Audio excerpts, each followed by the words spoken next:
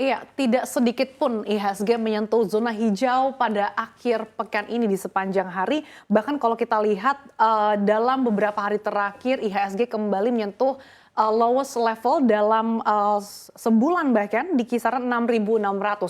Sebetulnya apa sih yang bisa kita cermati terutamanya dari sentimen global terkait dengan tertekannya IHSG dalam 9 hari terakhir ini, Saf? Ya betul sekali, Sa. Kalau misalnya kita melihat begitu ya, investor perlu mencermati sejumlah sentimen yang menggerakkan pasar hari ini. Memang yang pertama, sebenarnya penguatan bursa dari Wall Street ini diharapkan mampu menjadi booster begitu ya pada IHSG hari ini. Dan juga semakin tingginya ekspektasi pasar mengenai kenaikan suku bunga The Fed yang lebih moderat juga diharapkan menjadi penopang bagi pergerakan IHSG, bahkan rupiah. Tapi kalau kita lihat nyatanya rupiah juga menguat, nyatanya berasal dari sentimen China yang mulai melonggarkan aturan COVID-19 di wilayahnya.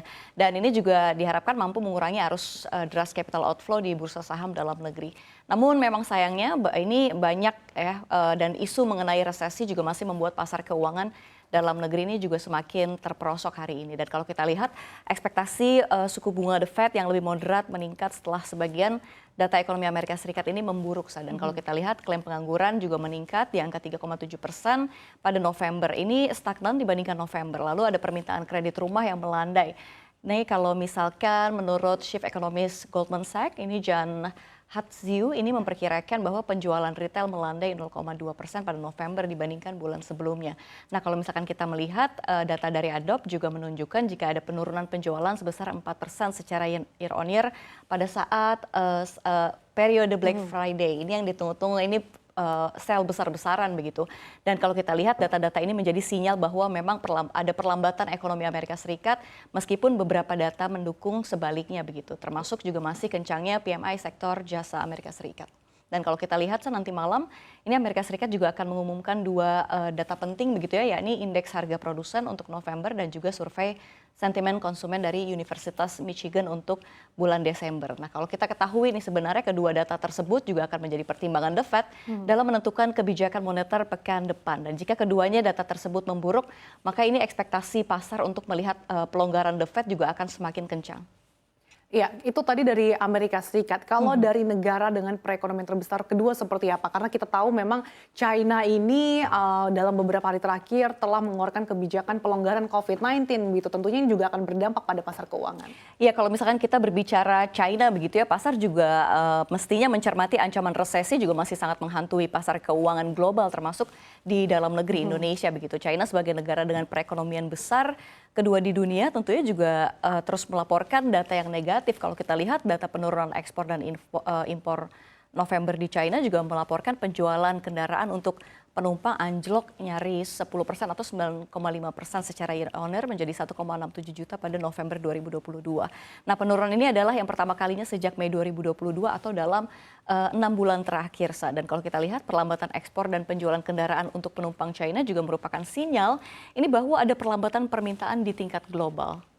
Dan pada hari ini juga China mengumumkan data inflasi November begitu ya. Dan kalau kita lihat memang sebelumnya inflasi negara tirai bambu ini melandai ke 2,1% year on year pada Oktober 2022 dari sebelumnya 2,8% pada September. Dan kalau misalkan memang inflasi China melandai maka memang sinyal perlambatan ekonomi China juga akan semakin nyata.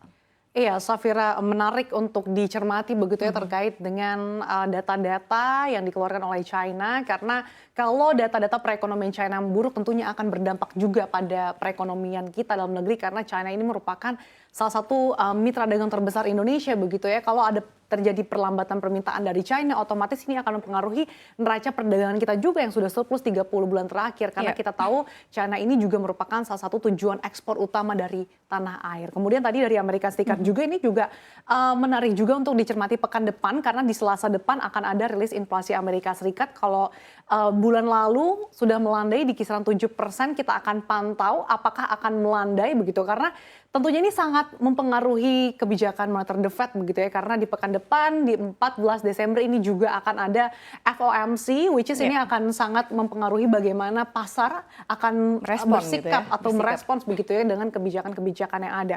Karena kalau kita melihat tentunya kebijakan moneter The Fed ini akan berdampak juga bagi pergerakan rupiah dan juga IHSG. Karena kalau kita lihat secara teknikal saja IHSG memang ini berada dalam tren bearish dalam 9 hari terakhir. Supportnya ini kembali lagi di level 6.640, kemudian resistance di 6.840. Jadi level-level yang patut dicermati ya Fir ya. Apakah ini akan menjadi tanda tanya fenomena window dressing, akankah ada atau justru ini momen yang terbaik ya untuk investor mengoleksi ataupun memanfaatkan momen buy on weakness gitu di December sell kali ini. Dan kalau kita cermati juga Fir, hari ini seluruh sektor kompak tertekan. Apa sih sebetulnya sektor-sektor yang menarik begitu? Selain itu juga sentimen apa pula yang patut dilirik ataupun dicermati oleh investor khususnya dari dalam negeri? Ya, kalau dari dalam negeri sendiri kita lihat juga ada Bank Indonesia memperkirakan kinerja penjualan eceran ini tumbuh positif pada November 2022. Hal tersebut tercermin dari indeks penjualan real November 2022 yang tercatat sebesar 204,2. Ini atau tumbuh positif begitu ya sebesar 1,6% year on year. Tapi jika dibandingkan bulan sebelumnya begitu ya yang memang tumbuh ini sebesar 4,51% year on year menjadi 204,3. Dan pertumbuhan IPR ini justru melambat dan kalau kita lihat dari sisi harga ini beberapa responden juga memperkirakan tekanan inflasi pada Januari 2023 juga akan menurun dan di April 2023 ini sedikit meningkat gitu ya sejalan dengan perakiraan penjualan. Dan kalau kita lihat indeks ekspektasi harga umum atau IEH ini Januari 2023 juga tercatat sebesar 138,0. Ini menurun dari sebelumnya 146,0 pada bulan sebelumnya. Dan adapun IEH April 2023 juga tercatat sebesar 140,8. Ini sedikit meningkat dari 140,7 pada bulan sebelumnya yang memang didorong oleh kenaikan harga saat ini di hari-hari besar begitu ya, seperti hari-hari Lebaran, Idul Fitri begitu. Oke, tentunya tadi data terkait dengan kinerja penjualan eceran yang tumbuh positif ini juga menjadi sentimen yang seharusnya menjadi angin segar ya bagi tanah air. Karena kita tahu lebih dari 50% pertumbuhan ekonomi Indonesia ini ditopang oleh konsumsi rumah tangga. Sehingga kalau penjualan eceran ataupun retail tumbuh positif ini juga akan menjadi motor penggerak bagi pertumbuhan ekonomi Indonesia yang diperkirakan masih akan tumbuh di atas 5% pada tahun ini.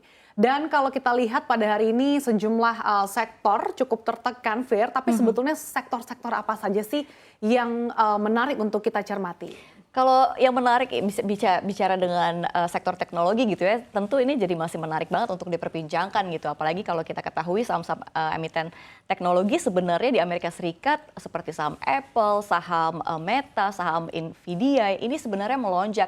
Dan sebenarnya ini kita harapkan ini akan ikut menjadi sentimen positif untuk sektor teknologi di dalam negeri sendiri. Namun nyatanya memang nggak bisa mendorong begitu ya pergerakan saham sektor teknologi dalam negeri. Seperti diketahui memang ini kalau kita lihat sektor teknologi ini juga tumbang, bahkan dalam sepekan terakhir juga termasuk yang membebani gerak IHSG begitu ya. Salah satunya dengan saham penurunan tertajam adalah PT Gojek Tokopedia, di mana pada perdagangan hari ini juga saham GoTo langsung anjlok masuk ke ARB 7%, dan dengan demikian saham tersebut sudah anjlok selama 15 hari perdagangan secara beruntun dengan total pelemahan mencapai lebih dari 60%. Dan kalau kita lihat saham-saham teknologi lainnya, ada Elang Mahkota Teknologi yang terkoreksi 1,33%, lalu tapi ada Bukalapak sendiri nih, satu-satunya yang berada di zona hijau begitu ya. Dan kalau kita lihat untuk saham-saham Gojek sendiri begitu ya, pada perdagangan hari ini juga memang masih melanjutkan pelemahannya. Dengan kondisi ini juga kemarin manajemen GoTo juga menggelar konferensi pers kemarin dan memang menyatakan alasan begitu ya mengapa saham GoTo anjlok setelah periode lockup ini. Dan memang diungkap oleh Presiden GoTo Group Patrick Chow ini bahwa setelah periode lockup memang ada kenaikan dalam jumlah saham yang beredar di pasar yang memang mengakibatkan peningkatan transaksi jual beli saham. Dan hal ini bisa terjadi karena memang beberapa hal, misalnya di antara lain investor awal yang memang masuk di harga saham yang lebih murah lalu merealisasikan keuntungan, lalu kemudian berakhirnya masa investasi atau fund life untuk investor financial dan juga kebutuhan likuiditas. Tapi kalau misalkan kita melihat begitu ya, Sasa masih pakai apa?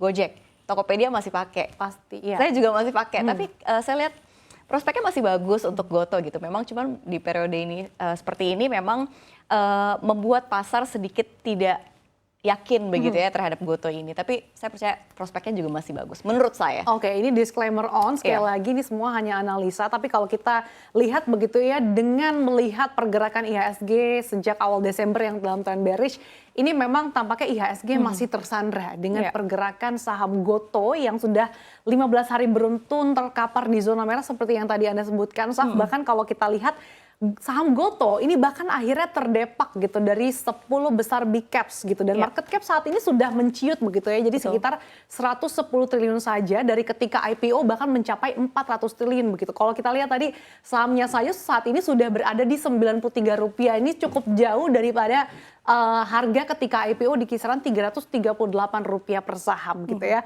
Dan kalau kita lihat dari segi teknikal juga tampaknya dari segi polanya tampaknya retail tidak dikasih kesempatan nih untuk exit. Jadi apakah ini jadi momen juga exit strategi bagi investor-investor di awal gitu, kita akan nantikan saja.